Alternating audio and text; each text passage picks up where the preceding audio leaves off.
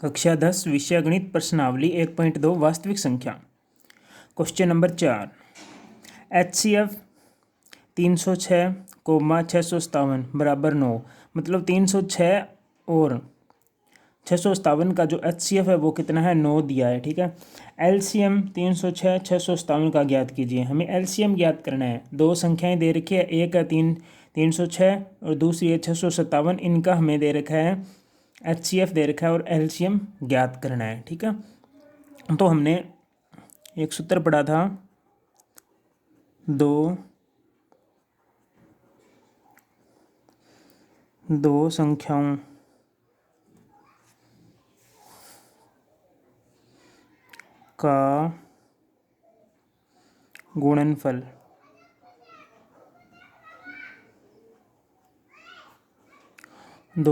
का गुणनफल बराबर क्या था, HCF इंटू LCM। ये था सूत्र, दो संख्याओं का गुणनफल बराबर HCF इंटू LCM। तो HCF हमारे पास दो संख्याओं का गुणनफल संख्या कौन सी है, एक तो है, पहली तो है 306 और दूसरी कितनी है 657।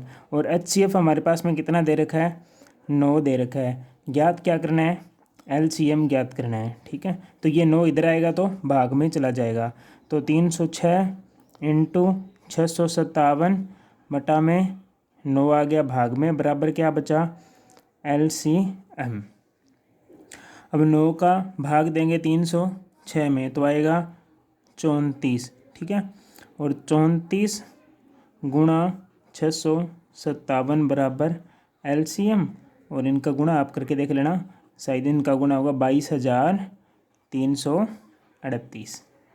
ये इनका क्या आएगा, LCM आएगा। Question number 5। जांच कीजिए कि क्या किसी प्राकृत संख्या n के लिए 6 की पावर n अंक शून्य पर समाप्त हो सकती है। इसने कहा है कि कोई n का मान रखेंगे हम और उसकी जो घात है हम प्राकृत संख्या में कोई रखेंगे, 1 2 3 4 5 बारी बारी से रखेंगे, तो क्या शून्य प्राप्त होगा या नहीं होगा। इसने कहा जैसे कि 6 की पावर n बोला है। ठीक है। ठीक है। तो इन्होंने कहा है कि n का मान, n कोई प्राकृतिक संख्या है। ठीक है। प्राकृतिक संख्या मतलब 1 2 3 4 5, ये होती है प्राकृतिक संख्या। ठीक है। तो इन्होंने कहा n कोई प्राकृतिक संख्या है, तो n का मान रखोगे तो कोई शून्य पर समाप्त होती है या नहीं होती। जैसे मैंने 6 की पावर 1 रखा तो कितना आया, 6 आ गया। जैसे 6 की पावर मैंने 2, n का मान 2 रखा तो कितना आ गया, 36 आ गया। जैसे 6 की पावर मैंने 3 रखा, ठीक है, तो कितना आ गया, 216 आ गया। ठीक है। जैसे मैंने 6 की पावर 4 रखा तो कितना आ गया, 1296 आ गया। अब देखो अंत में कितना आ रहा है, 6 6 6 आ रहा है, परंतु इसने कहा है क्या शून्य पर समाप्त हो सकती है, तो इसके अंत में शून्य तो आ ही नहीं रहा, मतलब ये शून्य पर समाप्त नहीं हो रही। शून्य पर कब समाप्त होती है, जैसे 10 है। ठीक है। तो 10 के अभाज्य गुणनखंड करेंगे, कितने आएगा, 2 इंटू 5। ठीक है। जैसे कि 20, ठीक है, तो 20 के अभाज्य गुणनखंड करेंगे 2 इंटू 2 इंटू 5, ये आ गया 20। जैसे 30 है, ठीक है, इस प्रकार 30 के अभाज्य गुणनखंड करेंगे, जैसे 6 इंटू 5, 6 5 30, तो 6 के होंगे 2 इंटू 3 इंटू 5, ये 30 के अभाज्य गुणनखंड हो गए। तो आप देखो कि शून्य कब आता है, जब अभाज्य गुणनखंड में 2 या 5 हो, क्या हो, या तो 2 और 5 दोनों हो, तब शून्य आएगा पीछे। शून्य कब आएगा, जब 2 और 5 होंगे। इसमें 2 और 5 कहीं आ ही नहीं रहा है। ठीक है, अभाज्य गुणनखंड में। तो हम इसको लिखेंगे किस प्रकार, यहाँ लिखेंगे कोई भी संख्या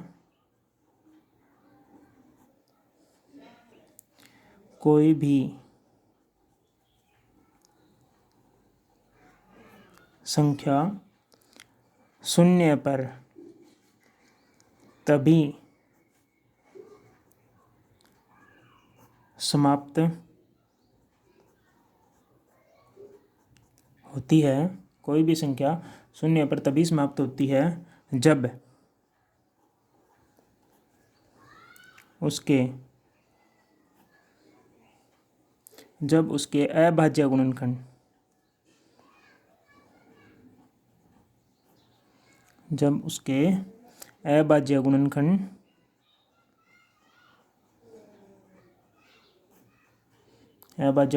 में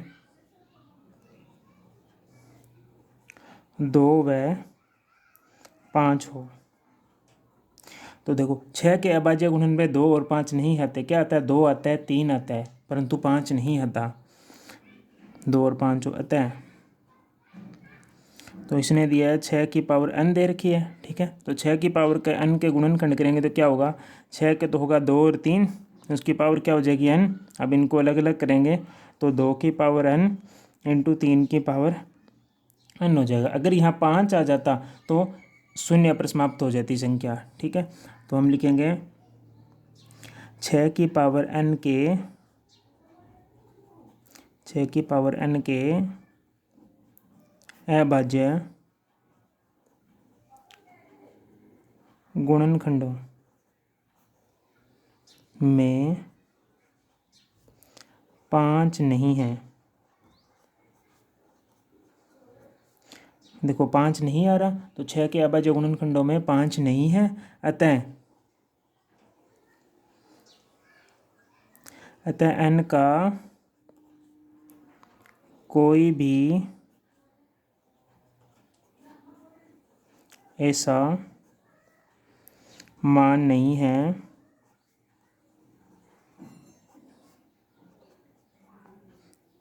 जिससे वह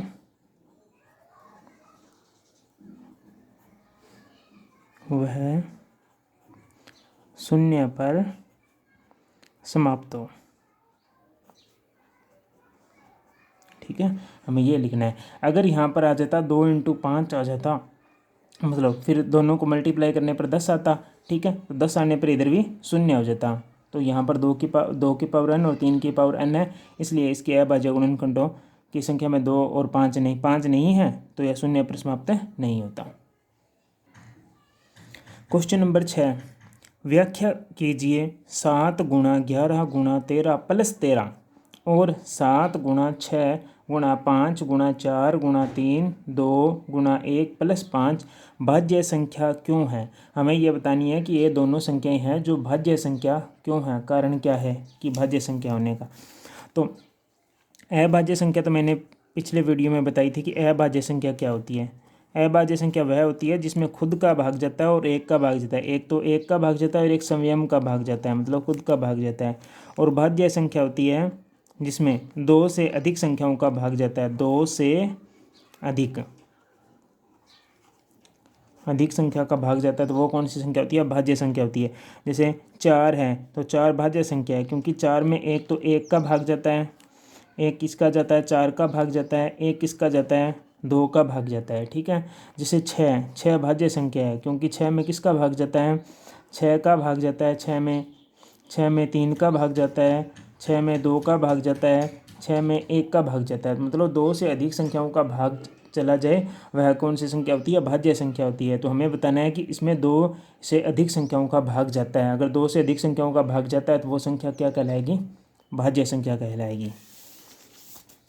तो इसको हल करेंगे। सबसे पहले इसको लिखेंगे, क्या दे रखा हमारे पास में संख्या? 7 गुणा 11 गुणा 13 प्लस 13, ये संख्या दे रखी है। इसमें कॉमन क्या आ रहा है देखेंगे, तो कॉमन आ रहा है 13 आ रहा है कॉमन, ठीक है। तो 13 को हमने कॉमन लिया। यहाँ क्या बचा? 7 गुणा 11 गुणा, यहाँ क्या बचेगा? 1 प्लस 1, ठीक है। अब इनको हल करेंगे। 11 को 7 से गुणा किया 77, 77 को 1 से गुणा किया 77 प्लस 1, तो हमारे पास में क्या प्राप्त हुआ? 13 इंटू 78, ठीक है। और इसके साथ में हम 1 भी लिख सकते हैं, 1 का भी गुणा होता है। अब देखो इसमें 2 से अधिक संख्याओं का भाग जाता है, इसमें 13 का भाग जाता है, इसमें 13 का भाग जाता है, 2 का भाग जाता है, ठीक है। तो इसमें 2 से अधिक संख्याओं का भाग जाता है, तो अतः यह क्या है? भाज्य संख्या है। तो लिखेंगे इसके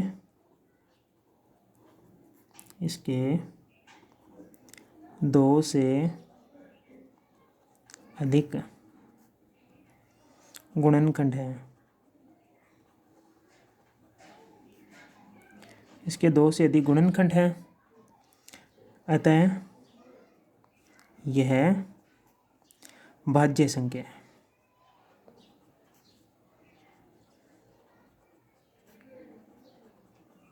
क्योंकि इनमें एक से अधिक, दो से अधिक संख्याओं का भाग जाता है, तो ये दोनों क्या है, ये संख्याएं क्या होगी, भाज्य संख्या होंगे। इसी प्रकार ये संख्या लेते हैं, क्या देखा है, 7 into 6 into 5 into 4 into 3 into 2 into 1 plus 5, ये दे रखा है। तो इसमें कॉमन क्या रहा है, 5 इसमें भी आ रहा है, 5 यहाँ भी आ रहा है, तो 5 को बाहर कॉमन लेंगे। 5 को बाहर कॉमन लिया, यहाँ क्या बचा, 7 गुणा 6 गुणा 5 तो बाहर कॉमन आ गया, तो 4 बचा, 3 गुणा 2 गुणा 1 प्लस 1, तो बराबर क्या हो जाएगा, 5। और इन सभी की क्या करेंगे, हम गुणा करेंगे। तो इन सभी की गुणा करेंगे यहाँ से लेकर यहाँ तक, तो हमारे पास में प्राप्त होगा 1008 प्लस 1। तो 5 का 5 और 1008 में 1 जोड़ेंगे तो क्या हो जाएगा, 1009। ठीक है, तो 1009 के साथ में 1 से भी गुणा कर सकते हैं। तो इन तीनों में देखो, एक से अधिक संख्या का भाग जा रहा है, इसमें 5 का भाग जाएगा, इसमें 1 का भाग जाएगा, इसमें 3 का भाग चला जाएगा 1009 में। ठीक है, तो इस प्रकार एक से अधिक 4 5 जो भी मतलब जितनी भी संख्याओं का भाग चला जाता है, कम से कम मतलब 2 से अधिक संख्या का भाग चला जाना चाहिए, वो संख्या क्या कहलाती है, भाज्य संख्या कहलाती है। तो हम इसके लिए वही रीजन लिखेंगे, इसके 2 से अधिक गुणनखंड हैं।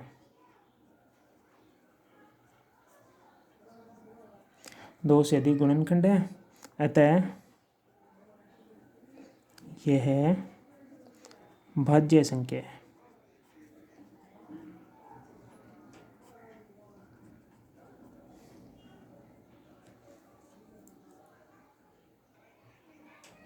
सवाल नंबर 7, किसी खेल के मैदान के चारों ओर एक वर्ताकार पथ है।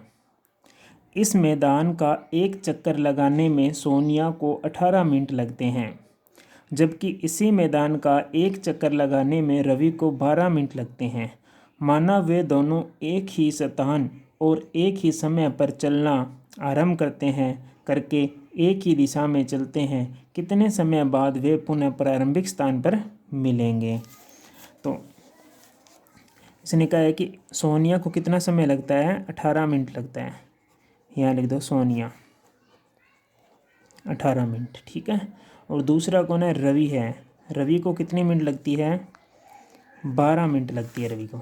जैसे ये एक वर्ताकार मैदान है, ठीक है, इसका एक राउंड अगर सोनिया पूरा करेगी तो 18 मिनट लगेगी। ठीक है, दूसरा राउंड पूरा करेगी तो 18, तीसरा राउंड पूरा करेगी तो भी 18 मिनट लगेगी। ठीक है, इसी प्रकार रवि को कितना, एक राउंड पूरा करने में 12, दूसरा करने में भी 12, यहाँ से चलना स्टार्ट किया है, तो ये यहाँ पर किस समय मिलेंगे, मतलब कितने टाइम के बाद में यहाँ पर मिलेंगे। ठीक है, तो इसके लिए हम क्या करेंगे, इनके अभाज्य गुणनखंड कर लेते हैं। जैसे 18 का कर लिया 9, फिर 3 का भाग दिया 3 3 1, 12 का अभाज्य गुणनखंड किया 2, 6 का भाग दिया 2 3 और 3 1। ठीक है, हम देखो 18 के 2 इंटू 3 इंटू 3, 12 के क्या हो जाएंगे 2 इंटू 2 इंटू 3, ये है अभाज्य गुणनखंड। अब इनमें हम HCF ज्ञात करके देखते हैं, HCF।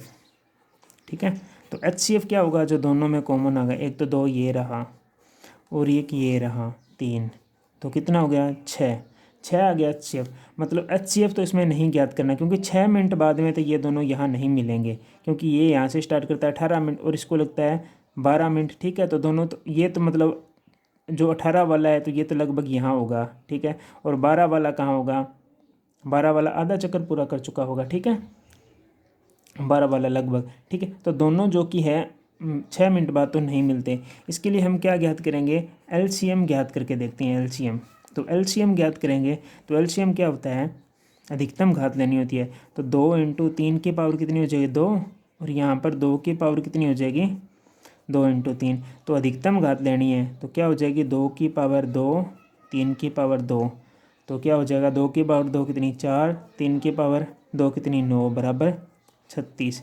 मतलब 36 मिनट बाद ये दोनों मिलेंगे। 36 मिनट का मतलब है कि सोनिया 2 चक्कर लगाएगी। सोनिया कितना चक्कर लगाएगी? 2 चक्कर, 1 और 2 चक्कर लगाने में सोनिया को कितना मिनट लगेगा? 36 मिनट। और रवि कितने चक्कर लगाएगा? 3 चक्कर लगाएगा, 1, 2 और 3। 3 चक्कर रवि पूरा करेगा तब जाकर 36 मिनट होंगे। तो 36 मिनट बाद मिलेंगे। तो हमें क्या ज्ञात करना है? इसमें एलसीएम ज्ञात करना है। इस प्रकार आपको ज्ञात करना होगा, क्योंकि 6 मिनट में तो मिल नहीं सकते, एचसीएफ तो नहीं होगा। और हमें क्या ज्ञात करना है? एलसीएम ज्ञात करना है। 36 मिनट बाद मिलेगा। अब इनको करते हैं। यहाँ लिखते हैं सोनिया को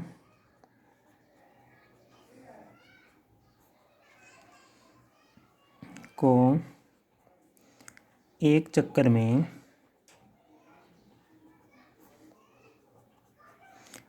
लगा समय बराबर 18 मिनट।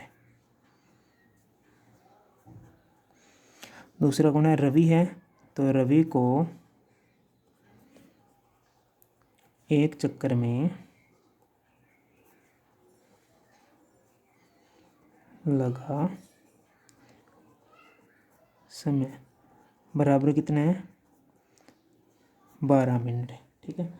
तो अब इनके क्या करते हैं? अभाज्य गुणनखंड ज्ञात करते हैं। तो 18 के अभाज्य गुणनखंड क्या हो जाएंगे? 2 × 3 × 3, या फिर हम इसको लिख सकते हैं 2 × 3 की पावर 2। और 12 के अभाज्य गुणनखंड क्या हो जाएंगे? 2 × 2 × 3, 4×3 = 12। तो ये हो जाएगा 2 की पावर 2 × 3। तो यहाँ लिखेंगे 18 व 12 का एलसीएम। एलसीएम कितना होगा? अधिकतम घात ले लेंगे तो 3 की अधिकतम घात यहाँ कितनी है? 2 है। और यहाँ पर 2 की अधिकतम घात कितनी है? 2 है। तो 3 की अधिकतम घात कितना? 9। और ये कितना हो जाएगा? 4। तो यहाँ पर आ जाएगा 36 मिनट।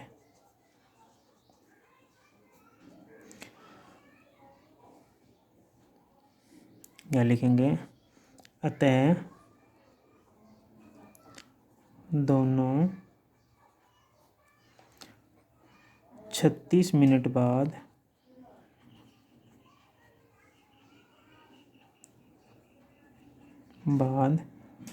प्रारंभिक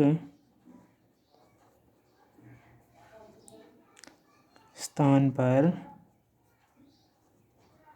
मिलेंगे।